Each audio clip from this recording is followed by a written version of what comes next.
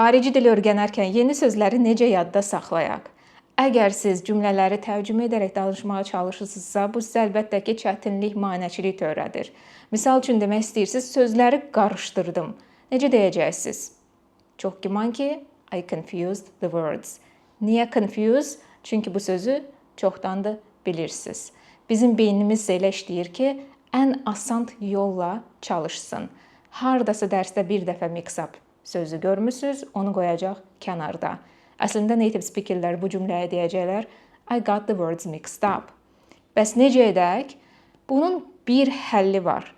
Çoxlu listening-ə qulaq asırsınız və yeni ifadələri kontekstdə işlədirsiniz. Mən özüm də vaxtı ilə danışıqda çətinlik çəkirdim, amma sonra elə bir sistem qurdum ki, məşğul olduqca dilim açıldı və özümə güvənim artdı. Bunu necə və nələri etmişəm, hamısını Telegram kanalımda göstərirəm.